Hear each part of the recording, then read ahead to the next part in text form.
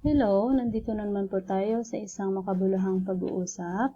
Huwag niyo pong kalilimutan, click subscribe and hit the notification bell. And I'm very sure after this discussion, you're going to love mathematics with Ma'am Cleo. Again, I'm Ma'am Cleo, your math teacher. So, ang lesson po natin ngayon is about perfect square trinomial.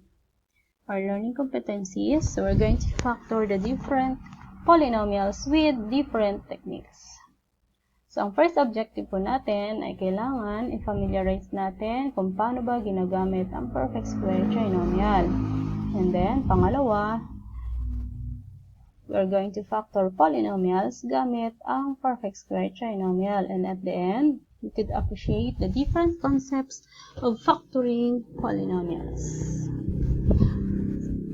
Sa pag-factor po ng perfect square trinomial ay mayroon po tayong sinusunod na dalawang step.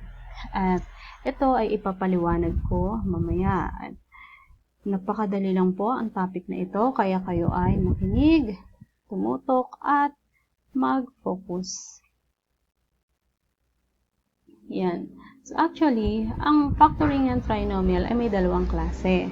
Kapag po ang ating trinomial ay positive lahat, so, ang binomial natin, positive din. Pero, kapag negative ang middle term ng trinomial, negative po ang ating binomial. Yan.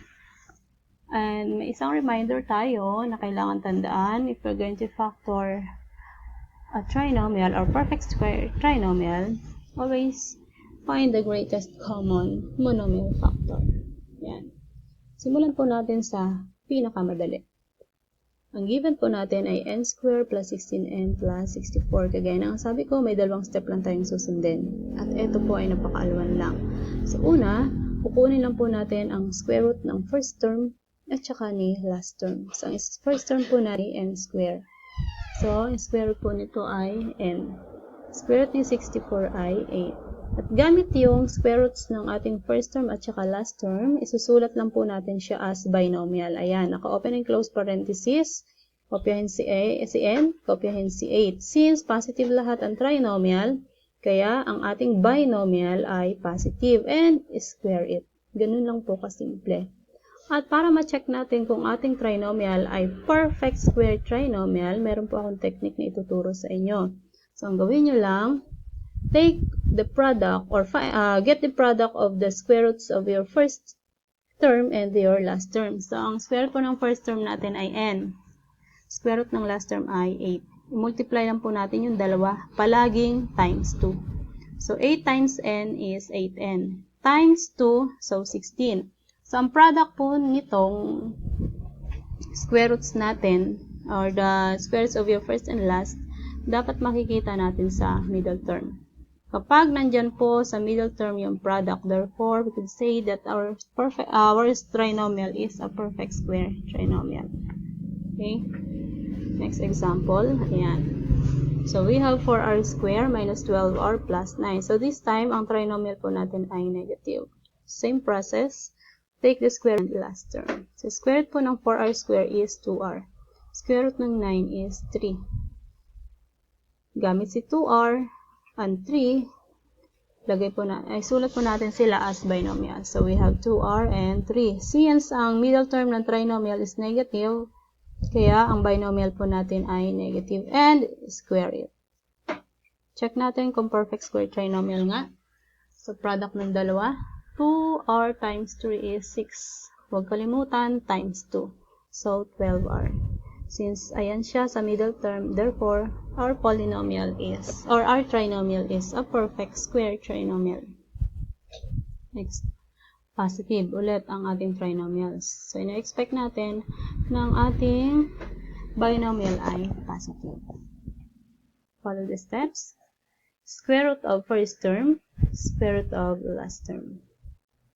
Then, we're going to express it as binomial. So, m6.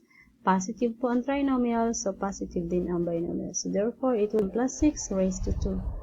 Check natin kung siya ay perfect square. So, 6 times m is 6n times 2, so 12m. So, therefore, this is a perfect square trinomial. Okay, ito naman. 16d square and positive 9. So, square roots nila, 4d and 3. Express it as binomial. Since negative po ang middle term, kaya negative din to. Kaya 4d minus 3 square. Check natin kung perfect square trinomial ulit.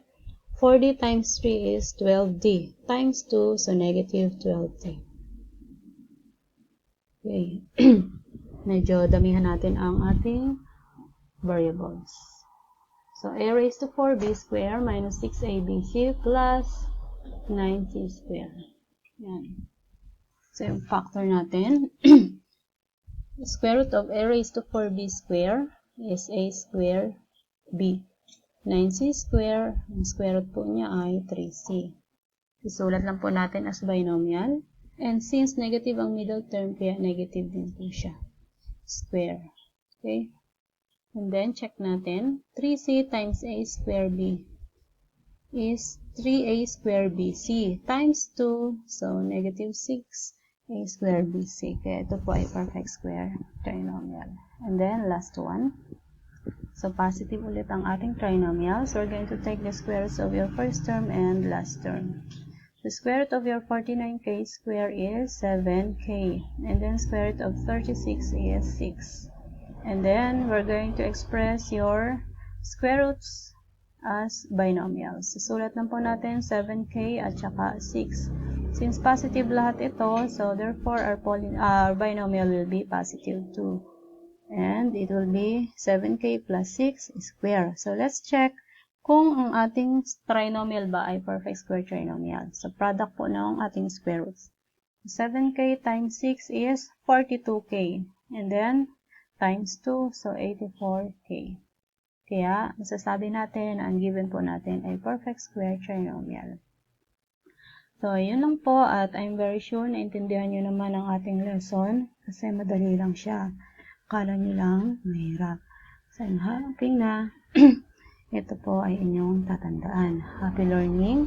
At huwag niyong kalilimutan bago tapusin ang panonood, click, subscribe, hit the notification bell. And I'm very sure you already love mathematics with Ma'am Cleo.